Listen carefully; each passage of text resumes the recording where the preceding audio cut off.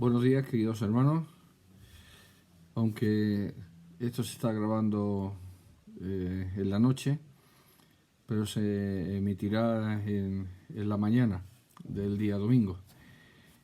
Y yo quisiera que leyésemos una porción en la palabra de Dios, en la Sagrada Escritura. Y en este caso, en este día, la porción de la Escritura se encuentra en la primera carta a los Corintios, en el capítulo 4, capítulo cuarto, versículo 17.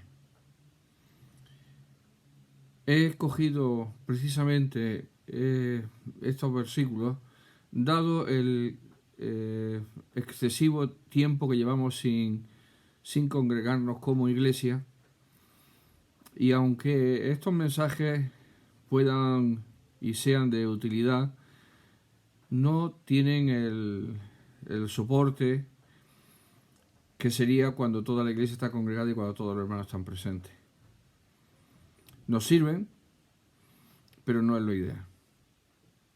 Nos pueden ayudar, pero necesitamos el aspecto físico de congregarnos. Dicho esto, por esto mismo, y así comienza el versículo 17, por esto mismo os he enviado a Timoteo, que es mi hijo amado y fiel en el Señor, el cual os recordará mi proceder en Cristo de la manera que enseño en todas partes y en todas las iglesias. Este versículo del capítulo 4 de la primera carta a los Corintios, en el versículo 17. El anterior es el versículo 16 y dice: por tanto ruego que me imitéis.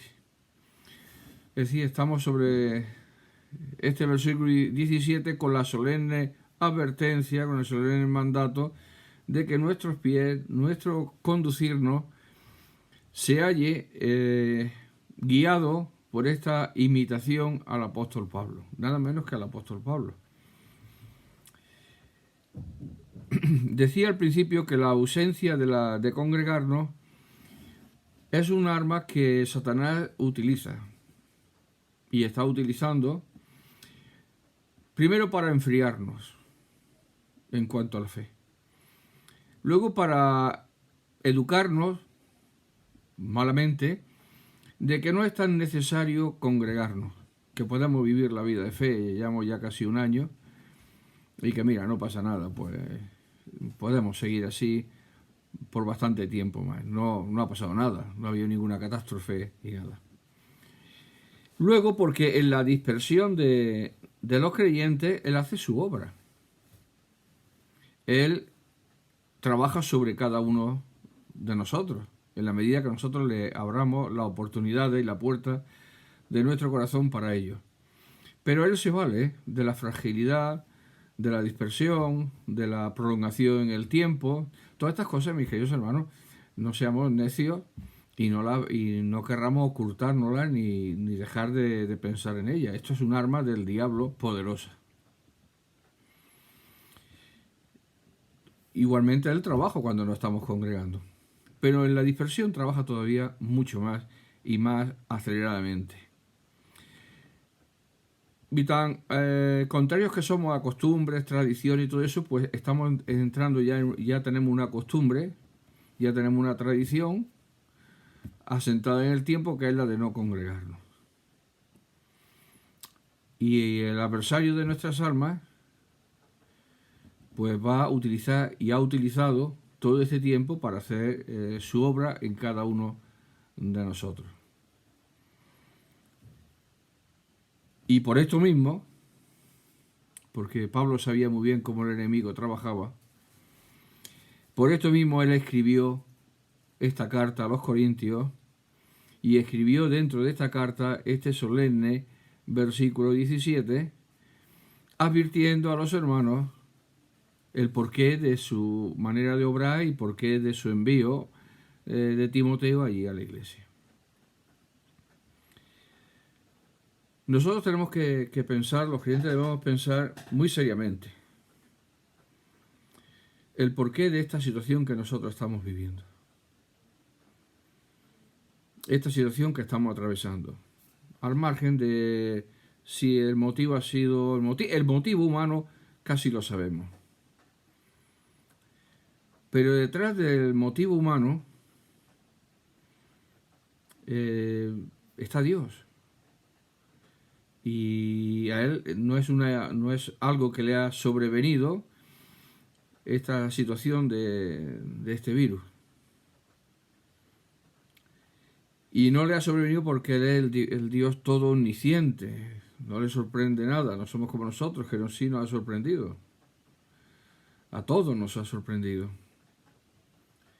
A noble y no noble, a poderoso y no poderoso, a rico y a pobre, a sano y enfermo, a adultos y a niños, a jóvenes. A todos nos ha impactado, nos ha sobrevenido esta situación en la que nos encontramos. Ha impactado contra nuestra vida. Pero Dios, que conoce los pensamientos, a veces permite que acontezcan cosas más allá de lo que nosotros podemos entender, más allá de lo que nosotros podemos comprender, más allá de lo que nosotros podemos ver, pero que Él tiene un fin en lo que hace y en lo que permite que nos acontezca en nuestra vida. Nos hemos quejado mucho. Nos hemos quejado mucho acerca de las cosas, de lo pesada que era la vida de la iglesia, de lo quizás algunos aburrida, no necesaria, muchas cosas.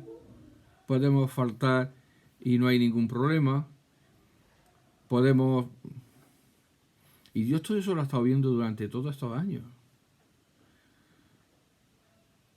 Y esto que nosotros hemos estado viviendo y se ha vivido, y ese desinterés por las cosas de Dios, esa inapetencia de las cosas de Dios, esa tomarse las cosas de Dios pues casi al mismo nivel, rango que nos tomamos las cosas de los hombres. Dios lo ha visto. Dios ha escuchado nuestra queja, como le aconteció con el pueblo de Israel. Dios vio las murmuraciones. Dios vio el corazón. Y Dios actuó con justicia sobre todo ello. Y yo estoy muy convencido, mis queridos hermanos, que esto es un acto de justicia de parte de Dios. Sobre la humanidad. Pero es que dentro de la humanidad estamos nosotros. Porque quizás nos ha acontecido lo mismo que a ellos. Que Dios ya ha dicho, estoy harto de vuestros cultos, de vuestras ofrendas y de vuestro todo. ¿Eh? Y Dios ha intervenido en juicio contra nosotros. Yo así lo veo. Así lo creo. Y así lo puedo entender conforme a las Escrituras. Las causas pueden ser diversas. Los juicios en la nación de Israel a veces vino por una persona. Uno que codició un manto y esto trajo derrota, trajo juicio, trajo tragedia en la nación de Israel. Hay multitud de ejemplos en la historia de Israel que por una, por dos, por cientos de personas Dios vino a juicio sobre ellos. Y no podemos desdeñar, mis queridos hermanos, o tener en poco esto que está aconteciendo y pensar que han sido los chinos o los que hayan sido y que por A o por B o por cuál razón esto no está aconteciendo. Es un simplismo. Para un hijo de Dios tratar estas cosas así es un simplismo, es una simpleza que está carente y ausente de toda seriedad espiritual. Debemos saber y conocer los tiempos y vivir en el tiempo en el que estamos y mirarnos a nosotros mismos lo que hemos hecho.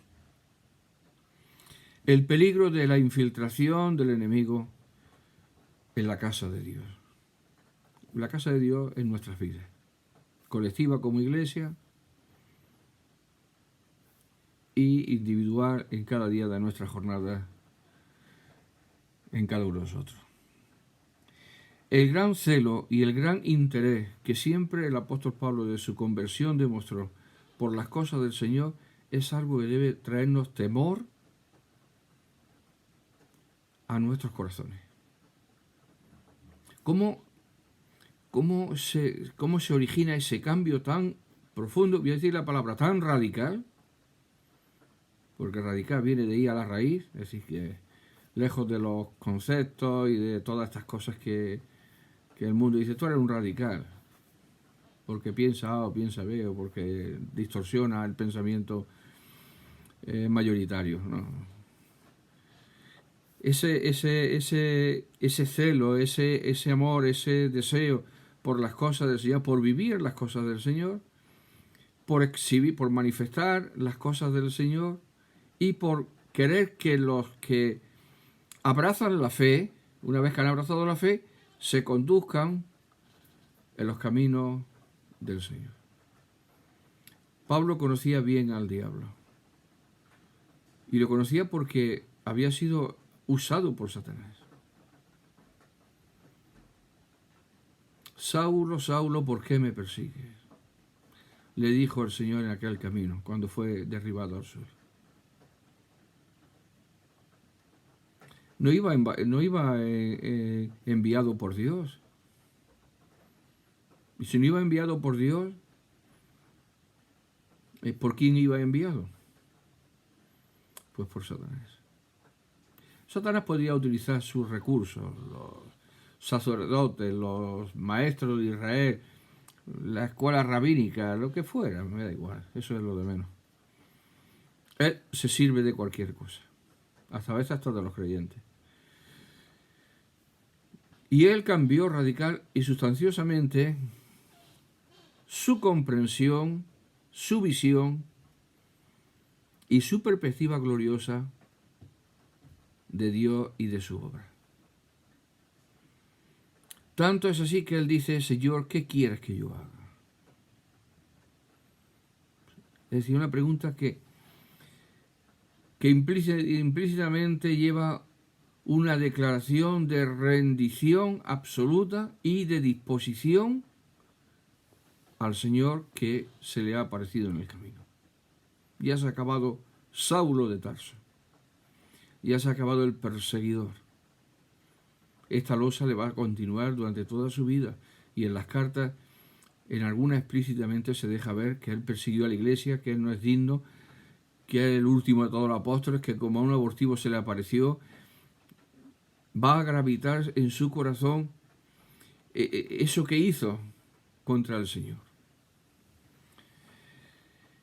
Y una vez que él está ya encarrilado, que el Señor se ha revelado a él, que lo ha instruido, que el Espíritu Santo le está revelando todas las cosas necesarias para la iglesia y para la proclamación del Evangelio, él hace la labor.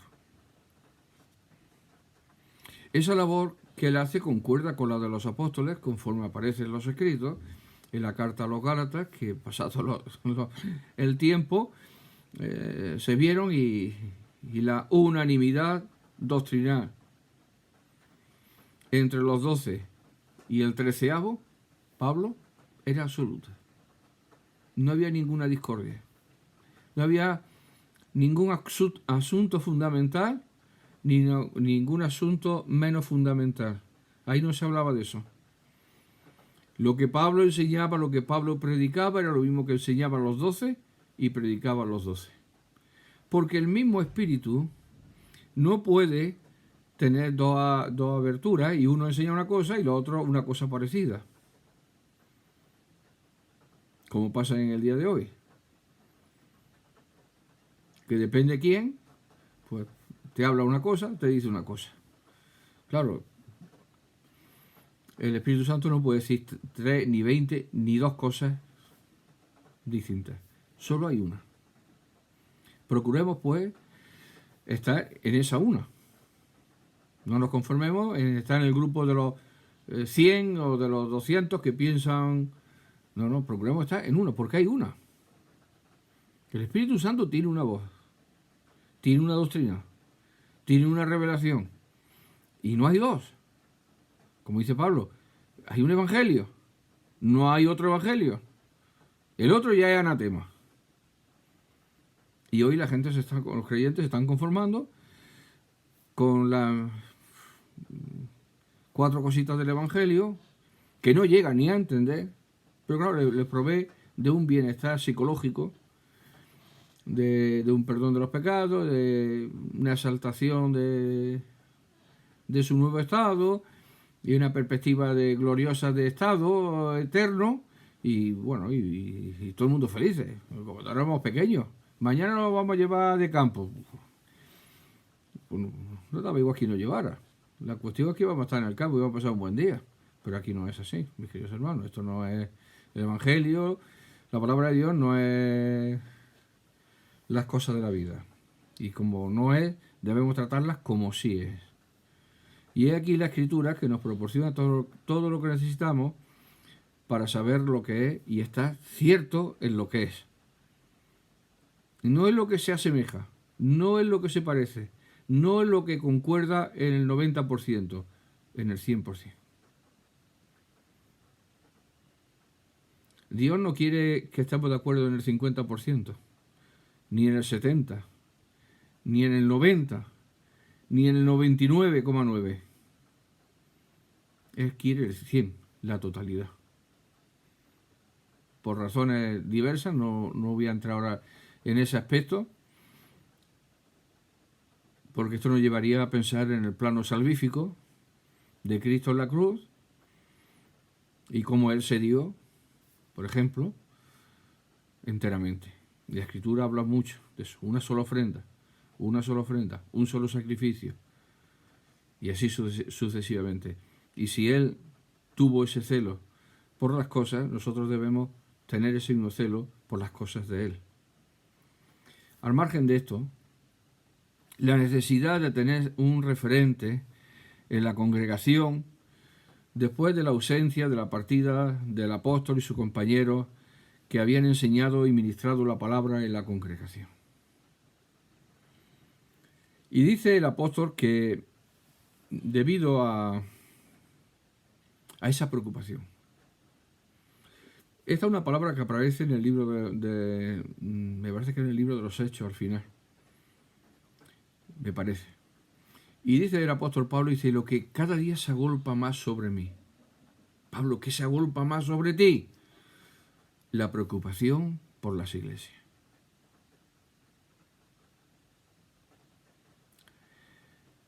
La iglesia, cuando Bernabé y Pablo llegan, no sé si a Antioquía, dice en el libro de los Hechos, que cuando ellos ven a los hermanos, ven a la congregación, dice la palabra de Dios que vieron la gracia de Dios.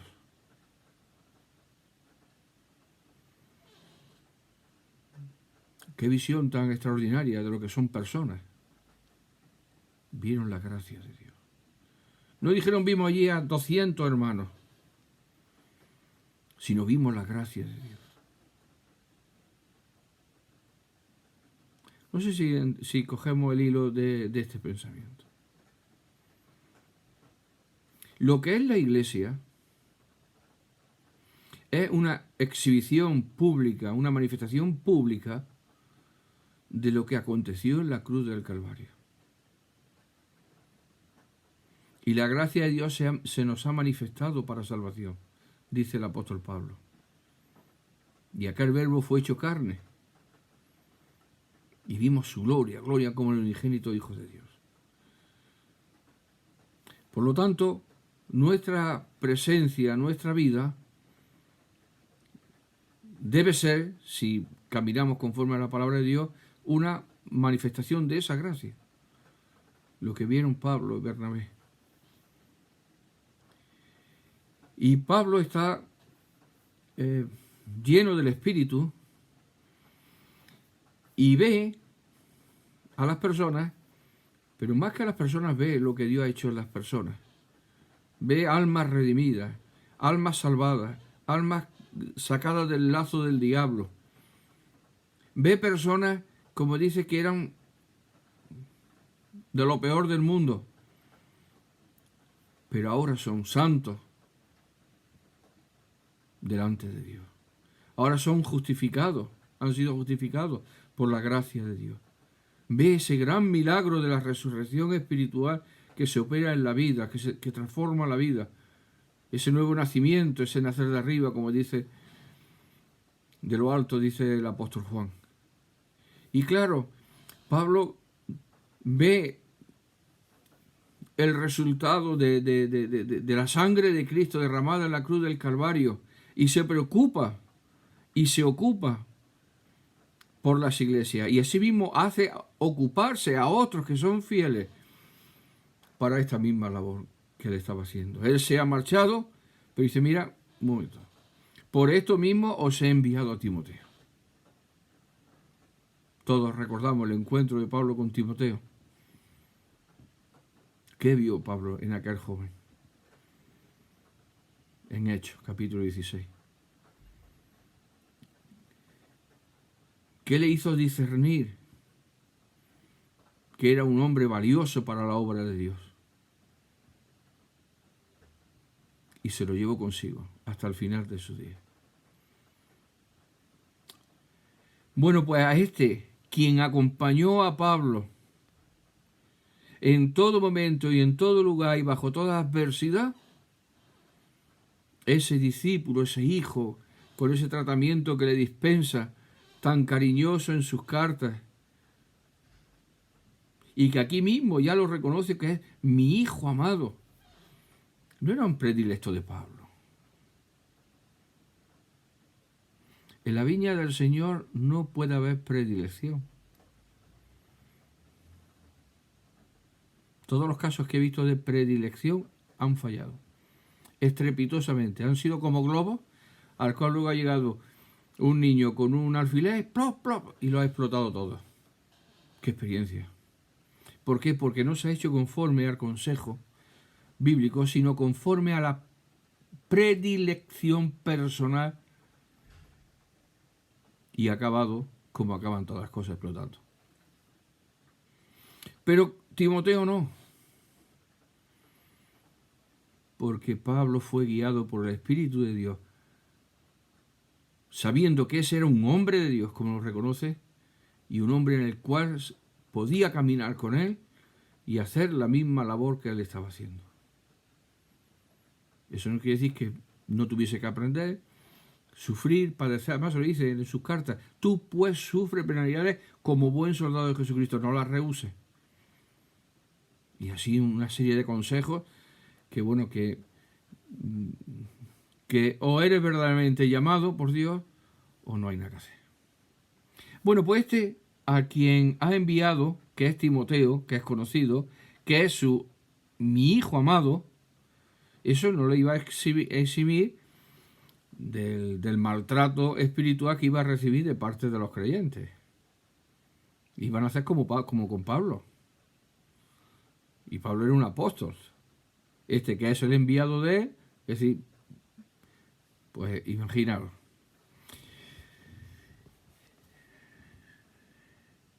Él, mi hijo amado y fiel en el Señor. Evidentemente. La primera característica es fiel en el Señor. Pablo tuvo que ver, como decía antes, el Espíritu tuvo que darle salud intensa en su corazón, alumbrando su corazón para ver que este era el ideal. Que estaba allí preparado por Dios desde antes de la fundación del mundo, quien iba a acompañarle en sus venturas y desventuras, en la predicación del Evangelio y en el establecimiento de las iglesias. Fiel en el Señor. ¿Qué característica?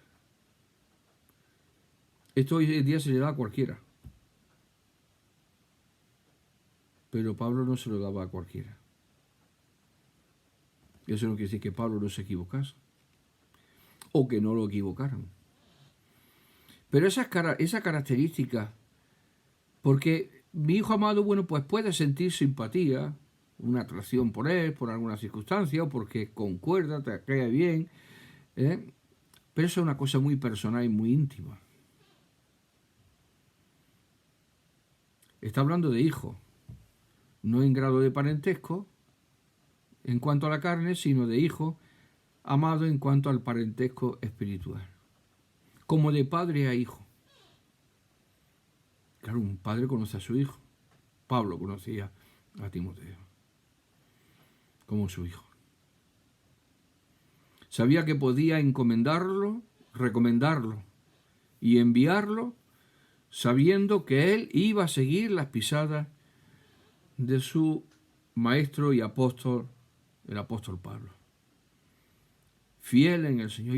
Y alguien podría decir, bueno, pues todos los creyentes somos fieles en el Señor. Y no, no todos los creyentes somos fieles en el Señor. No todo Israel era fiel al Señor. Esta carta es una manifestación de que no eran fieles al Señor. Seguían sus pisadas cada uno. Bueno, una locura. Recomiendo que la lean. Y verán el desasosiego espiritual de todos ellos, y que Pablo, guiado por el Espíritu de Dios, tiene que intentar reconducir, no comprando voluntades. Venga, que este, le voy a, para que este esté contento. Y ahora le voy a pasar la mano por este lado para que esté contento. No. Si veis la carta, ahí no hay contentamiento para uno y para otro. Ahí hay una... O se alinean con la doctrina apostólica y con las prácticas apostólicas, o no hay nada.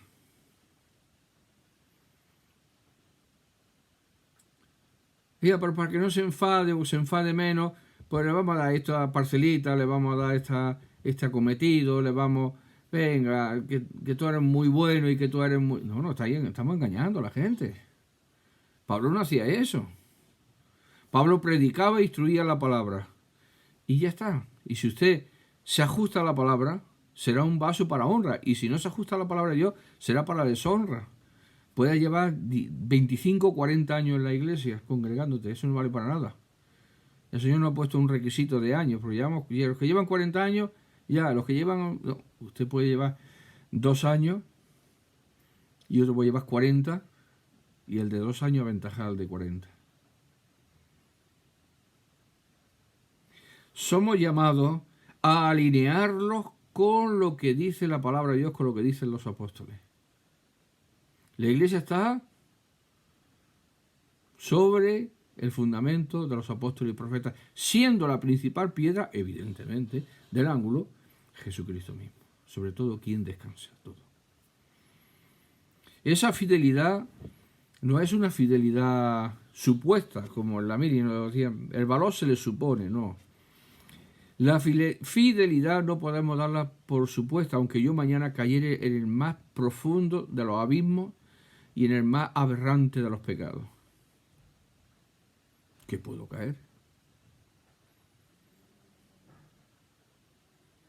Pero eso no nos exime de tratar las cosas con la justa medida que la palabra de Dios nos dice. Y lo que nos dice es lo que está escrito. Y lo que está escrito es para nosotros. Estas cosas se han escrito para nosotros.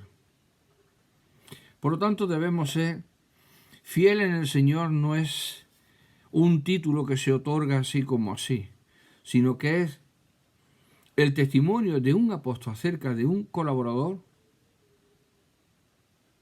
marcando ya de antemano el camino que este colaborador va a andar, va a transitar, y que toda la congregación tiene que acompañarle en ese camino y en ese tránsito. Ya no era el apóstol, ahora va a ser un colaborador. Pero oigan ustedes, Corintios, este es un hijo espiritual mío.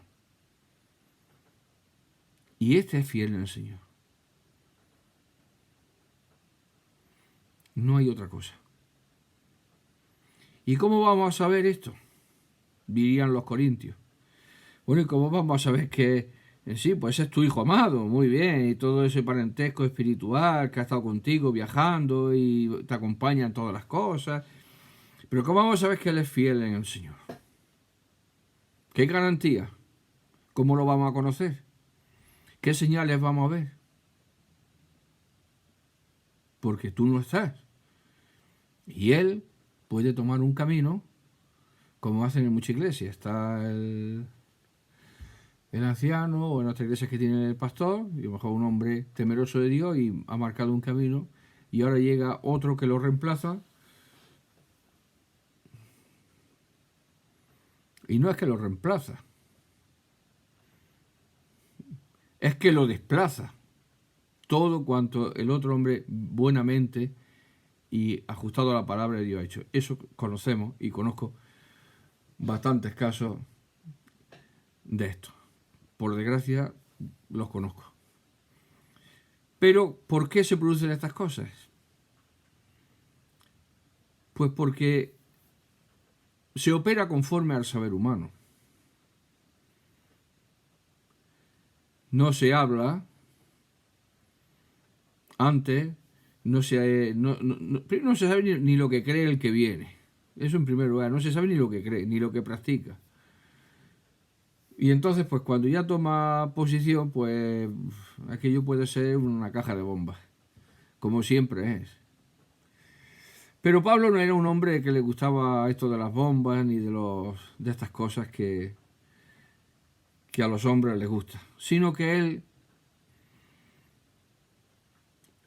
guiado por el Espíritu Santo, establece los principios.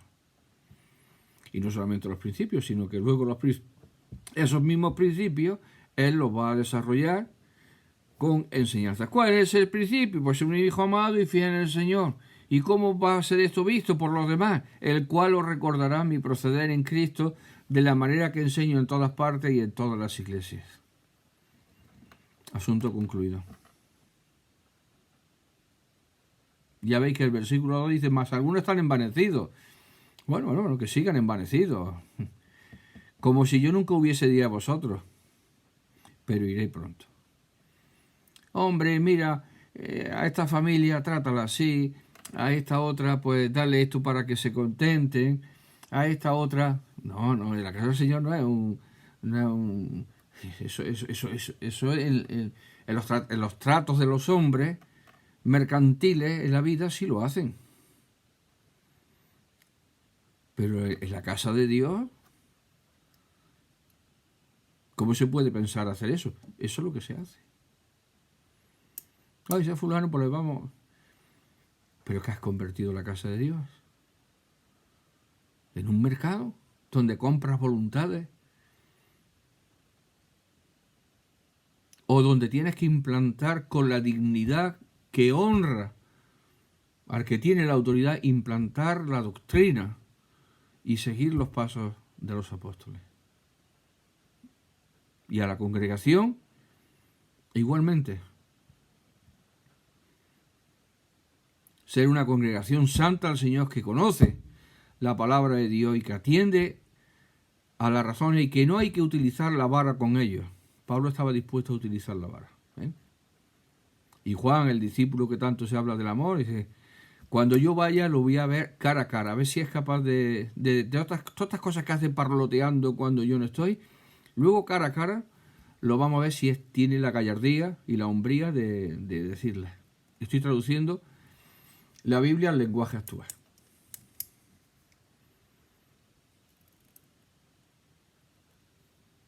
No, Señor. En la casa de Dios hay un Dios y una voz. No un Dios y 50 voces. Es la voz de Dios que viene de la palabra de Dios, la cual no tiene sombra de duda, como algunos quieren establecer. Que hay tantas interpretaciones como cada uno cabile en su mente. Eso es un pensamiento del diablo, de Satanás. Ninguno de los profetas, ninguno de aquellos que trataron, de los apóstoles que trataron la palabra de Dios, la trataron de ese modo. La palabra que venía a los profetas era la palabra de Dios. Cuando Moisés hablaba, era la palabra de Dios. Cuando todos hablaban, todos sus siervos, que están en la palabra de Dios, era la palabra de Dios. Y eso es lo que hay que hacer. Por eso el apóstol dice, el cual, mi hijo amado y fiel en el Señor, os recordará. Es decir, no va a traer nada nuevo. ¿Cuántas iglesias esperan de su nuevo pastor o pastores algo nuevo? Como aquellos, me parece que era de Éfeso. A ver si había algo nuevo. A ver si es que Dios había revelado. Decimos que no hay más revelación y a veces estamos esperando que nos revelen algo nuevo. Oye, a ver que nos dice algo nuevo. Qué insensatos somos.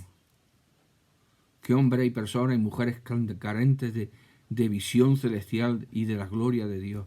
Que cambiamos la gloria de Dios por pues con los pensamientos de los mundanos, de los paganos. Y estas cosas las pensamos en el corazón. Y luego salen por la boca y se oyen por el oído. Eso es lo malo. No. Timoteo no iba a hacer nada nuevo, no iba a traer un punto de vista doctrinal nuevo sobre nada. Uno que es fiel en el Señor, como era Timoteo, iba a hacer esto, recordar. A ver si, hermano, no entra esto en la cabeza. Recordar. Os recordará mi proceder en Cristo. Vamos a tener que leer la Biblia como cuando leíamos la cartilla. Yo me acuerdo cuando leía la cartilla. Ya han pasado 50 y tantos años. Pero me acuerdo de ese soniquete. El, os recordará mi proceder en Cristo. Y le preguntaba, yo me acuerdo, ¿estás enterado? Sí, a ver, repite. Y repetíamos y fallábamos en alguna letra. Hasta que ya se nos quedaba la lectura y veíamos bien las letras y las palabras, las sílabas.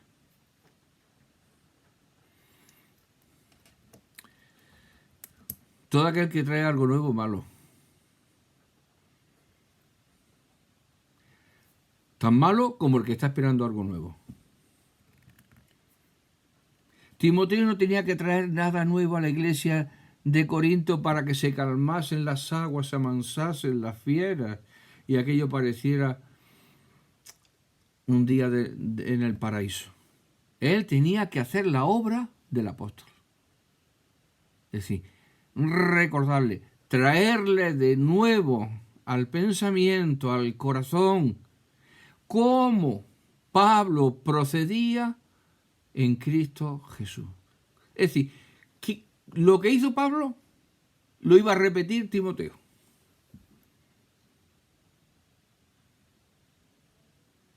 No tenía que hacer nada nuevo Timoteo. Solo recordar cómo Pablo procedía en Cristo. ¿Cómo enseñaba? ¿Qué enseñaba? ¿Qué estaba permitido hacer en la iglesia? ¿Qué no estaba permitido hacer en la iglesia? Eso es lo que Timoteo iba a hacer. Recordarle. Oye, ¿y qué tenemos que hacer nosotros? Recordarles que lo que dijo Lutero, lo que dijo Spurgeon, podemos seguir hacia atrás, los padres de la iglesia, los sobrinos de la iglesia, los nietos de la iglesia. ¿Qué tenemos que hacer nosotros? Hermanos, ¿ustedes qué quieren que se haga?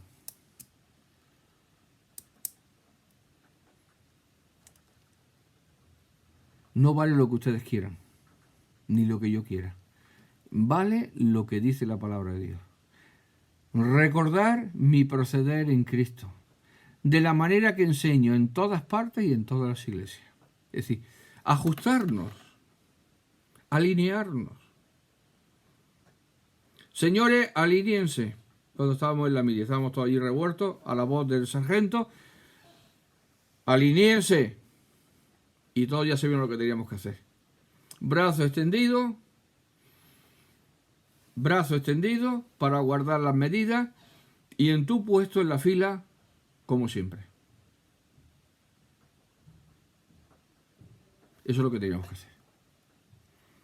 Pues mis queridos hermanos, eso es una ilustración para entender lo que tenemos que hacer. A Pablo se le ha dicho que, bueno, se le ha dicho de todo. Y eso se le ha dicho de todo de parte de los fieles en el Señor. Bueno, de los fieles entre comillas. No son fieles ni por añadidura. No sé si entre esos también figuramos nosotros. Pero se le ha dicho de todo. Bueno, se lo estaban diciendo los corintios. Y esto ya, las generaciones posteriores lo único que vienen a repetir lo mismo, porque no hay nada nuevo bajo el sol. La generación de ahora yo he visto decir lo mismo que están diciendo los corintios. Yo lo he oído. No es que me lo han contado, es que lo he oído. Lo he visto y oído, he estado presente. Pero aquí lo que nos vale no es lo que hicieron otros. A cada generación lo que le vale es lo que Dios le está diciendo que haga. Por eso el Señor lo ha dejado escrito. Esta Biblia es la misma del año, no sé si la Biblia se terminó de escribir, vamos a suponer el año 70, o a final del primer siglo, de los últimos escritos más tardíos, me da igual 10 años antes que 10 años después. Una vez que está toda escrita y la palabra de Dios está formada, es la Biblia para lo del segundo, tercero, cuarto, vamos por el 21, ¿verdad? Bueno, pues ya algunos ya se la han querido, bueno, ya la han matado. ¿Por qué? Porque la palabra de Dios le es tropiezo y la adulteran y vienen con sus nuevas interpretaciones, con sus nuevas traducciones y hacen una amalgama que, claro, como no tiene pie ni cabeza y viene del diablo, enseguida se queda al descubierto. La mentira siempre queda al descubierto, es muy fácil.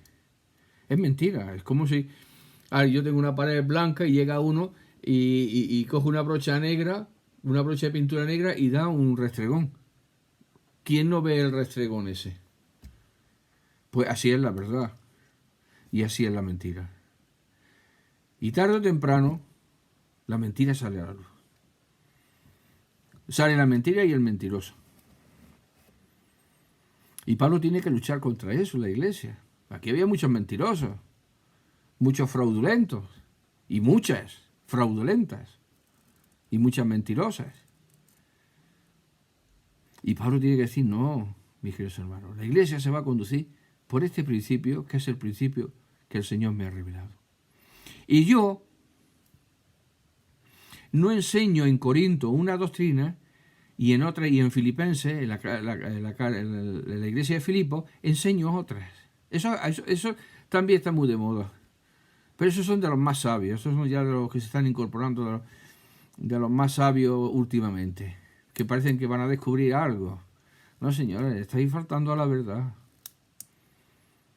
Estáis alineándoos con el enemigo. Todo lo que los corintios habían recibido de doctrina es lo mismo que todo lo de Filipos, que todo lo de Colosas, que todo lo de la Odisea, que todo. A ver si, mis queridos hermanos, esto se nos queda grabado en nuestra mente. Luego los escritos, las cartas, se desarrollan según las necesidades, las peculiaridades y el momento de cada asamblea local a la que van dirigidas.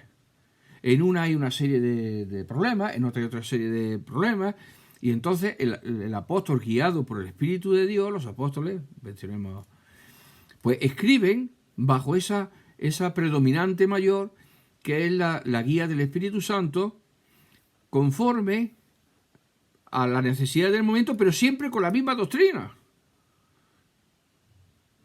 A ver si nos enteramos. Que no hay doctrinas nuevas. Ni los apóstoles tenían doctrinas para una iglesia y doctrinas para otra. Y que lo de Filipos, que no se menciona la mesa del Señor, pues también fueron instruidos en lo de la mesa del Señor. Y en Filipos, que no se menciona el caso de este que tenía a la madrastra o al padrastro en esa relación ilícita de carácter sexual, es la misma enseñanza que tenían los de Corinto, la Odisea, todas las iglesias. Y los mismos requisitos eran para los ancianos de Éfeso que eran para los ancianos de Primera Corintios o de Segunda Corintios. Es decir, que era todo igual. Es que entrar en otra espiral que es ajena a la revelación de la palabra de Dios es entrar en un camino de desvarío y de locura en cuanto a la fe. Es naufragar en la fe. Yo cuando leo la carta a los filipenses sé que todo lo que Pablo enseña en Corintios lo tienen los filipenses. Y que cuando yo leo la carta a los corintios sé que todo lo que Pablo dice a los filipenses lo tienen los corintios. Pero en los corintios hay un capítulo, que es el capítulo 15, prácticamente de la resurrección, y la carta a los filipenses no. Pero en la carta a los filipenses hay un capítulo segundo sobre la encarnación de Jesucristo, y aquí en esta carta, aunque se enseña, pero no figura como tal. Entonces por eso unos no tenían una enseñanza y los otros sí. Es que estos no sabían cuál era el sentir de Cristo, que Pablo enseña en la carta a los filipenses. O estos no sabían lo que era la imagen del Dios invisible en los colosenses, el primogénito de toda la creación. Y aquellos de Colosas no sabían cuál era el ministerio de los apóstoles. Hermanos, si leemos la Biblia entendiendo otra cosa, no estamos leyendo bien. De la manera que enseño en todas partes, ¿sí? En todos los lugares geográficamente, porque lo menciona y en todas las iglesias, que me daba igual. Si la región pertenecía al Asia Oriental, que si al Asia Meridional, que donde quiera. Y en todas las iglesias, todas las partes y todas las iglesias, recoge todo el espectro donde Pablo desarrolló su ministerio. Y si hubiese alcanzado más lugares más lejanos, hubiera sido exactamente igual. Nosotros no podemos circunscribir la enseñanza limitada a iglesias locales, mis queridos hermanos. Y como esto lo enseña en esta carta o en aquella otra, pues no. Eso es un error mayúsculo. Bueno, es una aberración. Digo error por disminuir un poco la palabra, es una aberración espiritual, de orden mayúsculo. Pablo tenía la misma enseñanza en todas las partes y en toda la iglesia. Hermano, ¿es difícil esto de comprender, mis queridas hermanas y hermanos? Si esto es difícil de comprender, no sé qué se puede entender entonces de la Biblia. Porque esto es uno de los basamentos donde descansa también nuestra fe. ¿No se dan cuenta, mis queridos hermanos? Que proponer otra alternativa a lo que la palabra de Dios está diciendo aquí nos lleva al naufragio espiritual de nuestra fe. Aunque nosotros digamos que somos fieles y que digamos que el Señor que Jesucristo es el Señor, eso no vale. Eso cuando no está arraigado el otro no vale para nada, son confesiones vanas. Es otro aspecto también del cristianismo, la confesión vana.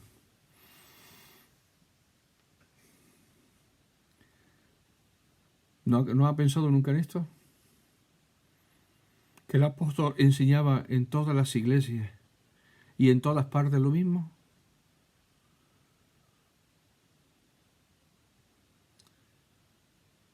Alguien me dirá, hombre, claro, incluso por vergüenza dirá que sí. Pues si dices que sí, mis queridos hermanos, seamos consecuentes. La doctrina apostólica es una.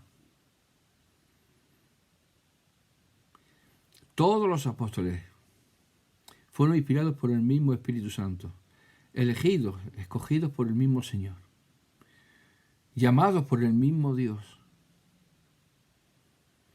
Y todos y cada uno de ellos,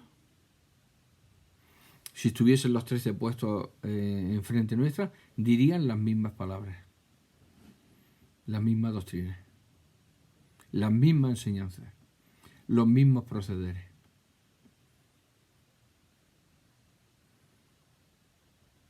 Eso es lo que está en armonía con la palabra de Dios y se desprende de la palabra de Dios. Lo otro es una aventura aciaga en la cual muchos a lo largo de los siglos y en este tiempo último están caminando en pos de ellos. Pero eso es un lodo cenagoso y es un camino truncado por el desorden y por la falta de verdad, y cuando falta la verdad, la mentira abunda. El apóstol Pablo es un hombre, un siervo de Dios escogido por el Señor Jesucristo, y por medio de su escrito vemos cómo santamente se conduce desde su inicio hasta que Él entrega su vida.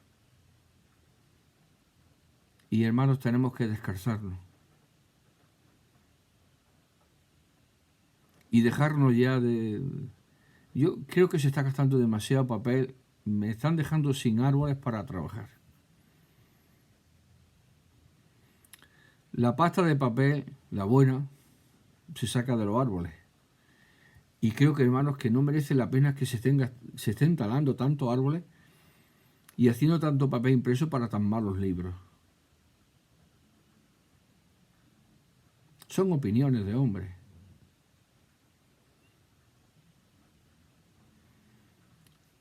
Es más fácil atender a la verdad,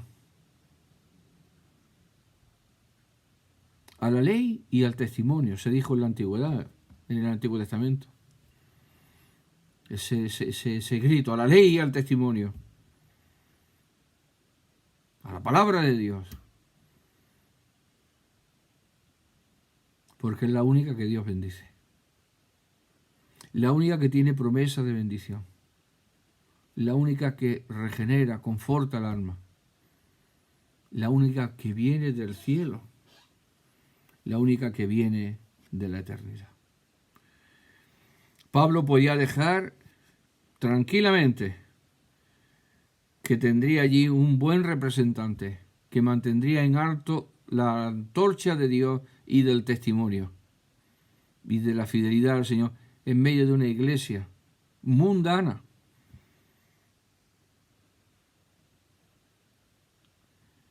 Y él tenía que hacer la obra que Pablo inició, continuar esa obra y recordarle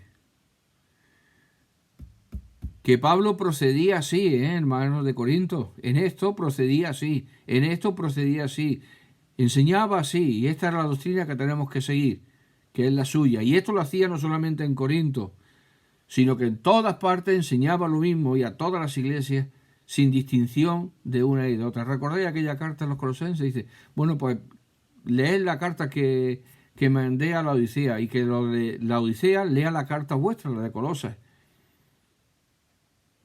Más claro, hermano, pero más claro se puede expresar algo más claro en la palabra de Dios. Oye, pues cuesta trabajo que alguno lo entienda, ¿eh? Hasta el día de hoy cuesta trabajo. Pero, mi querido hermano, no es por parte de Dios, sino es por la dureza de nuestro corazón. Por la dureza de nuestro corazón. Porque la palabra de Dios está bien clara. No necesitamos de ningún intérprete. No necesitamos ningún comentario ni ningún libro para saber estas cosas. Porque están bien escritas, bien explicitadas en la palabra de Dios.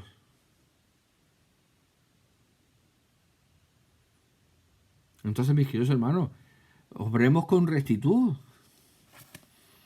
Obremos con fidelidad.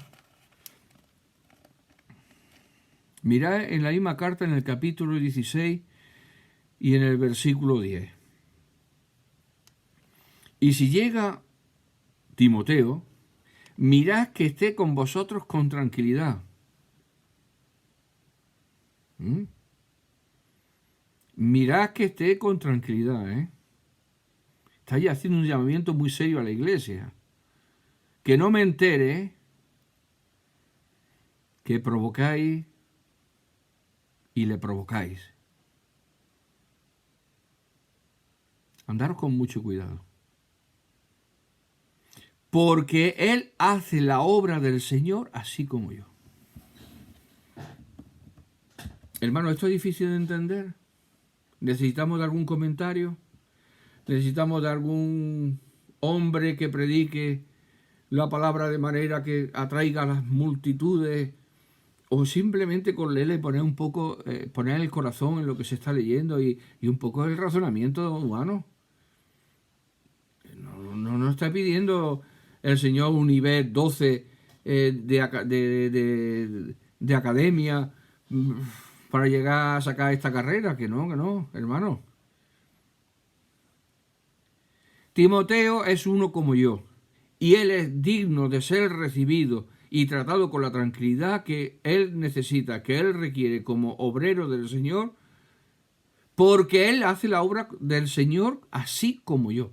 Se puede decir de una manera más sencilla, pero más contundente que esta. Yo no encontraría palabras, por lo menos yo me encuentro impotente. No sé si alguno de vosotros, de ustedes, encontraría palabras. Estoy seguro que a lo mejor sí o a lo mejor no. Yo con estas me sobran. De paso lo digo, ¿eh? Él hace la obra del Señor así como yo. Pero no en términos generales. Bueno, pues sí, predica el Evangelio y... No. En esta iglesia no se trataba de predicar el Evangelio así como así. Se trataba de corregir todos los errores en todos los órdenes y también el Evangelio, ¿eh? Ojo, porque el Evangelio es todo. Todos los errores, todos los desórdenes que ellos por su carnalidad y por haberse dejado sobrellevar por las maquinaciones del diablo, habían llegado a este estado de calamidad espiritual. Y Pablo le tiene que decir y le tiene que hacer saber, ese no es el camino, ya se lo dice desde el primer capítulo y termina en el último, diciéndoselo.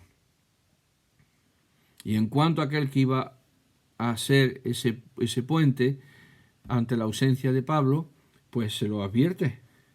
Él hace la obra del Señor así como yo. Y Pablo iba a instruir en todas las cosas, Timoteo iba a seguir instruyendo, recordando todo lo que Pablo había enseñado en esta carta, otra vez a los corintios. Y poner cada cosa en su debido lugar. ¿Entienden, mis queridos hermanos? No es de los aspectos más difíciles de comprender en cuanto a la doctrina. Es fácil. Es fácil si ponemos nuestro corazón y nuestro entendimiento delante del Señor. Ahora, si empedernidos en nuestro razonamiento humano persistimos en contravenir la palabra de Dios diciendo que, pues entonces, mis queridos hermanos, la semilla cayó no en muy buena tierra, porque estamos haciendo que sea infructuosa la semilla del Señor en nuestra vida, que supuestamente es buena tierra. Somos de aquellos creyentes, somos aquella iglesia que se sujeta a lo que el Señor ha marcado en su palabra. Está siendo este tiempo de falta de congregarnos físicamente un tiempo en el que estamos desconsiderando aspectos como este. Nos da igual todo.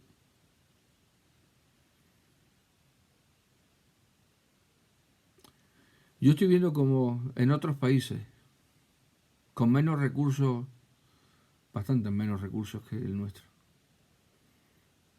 incluso recursos en sanidad, los hermanos se están congregando. En unos sitios están más separados uno de otro, en otros están todos juntos. En unos sitios se ponen más mascarillas, en otros se ponen menos.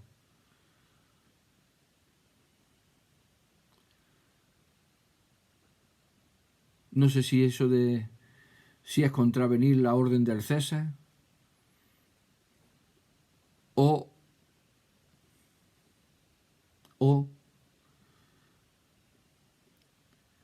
obedecer a Dios.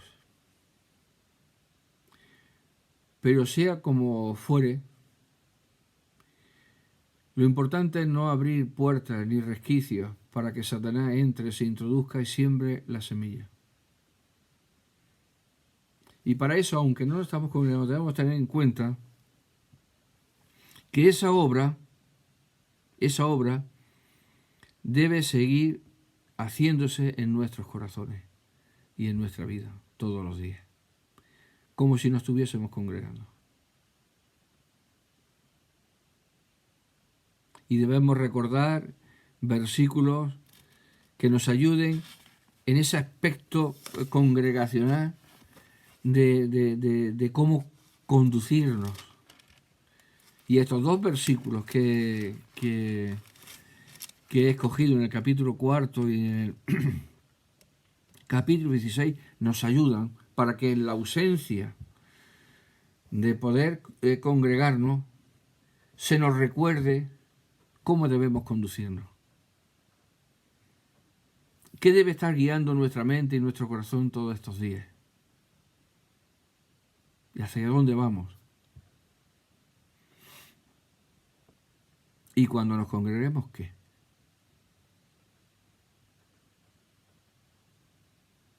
Debemos preparar el terreno, debemos preparar nuestras vidas para que llegado ese momento nuestras almas estén dispuestas santamente para ser un templo santo para el Señor. Os urjo para que procedamos en las pisadas que hemos visto en este libro, en la palabra de Dios, y para que sea ella la que obre en nuestros corazones en estos días de soledad, de distanciamiento, la palabra que también se ha introducido, bueno, tantas se han introducido, en la casa de Dios. Que el Señor nos dé sabiduría y atendamos la palabra de Dios. Está escrita. Y si está escrita, todo la podemos entender. La luz que viene para uno, viene para otro. Uno podrá dar más detallada explicación, más recursos de palabras, pero la verdad se puede decir con 10 palabras, se puede decir con 100 palabras. Aquí está escrita como el Espíritu Santo determinó. Con eso nos ha de bastar. Que así sea y que el Señor nos bendiga a todos y cada uno de nosotros, y la bendición del Altísimo, de nuestro Dios, repose sobre nuestros corazones para honra y gloria de Dios. Amén, hermano.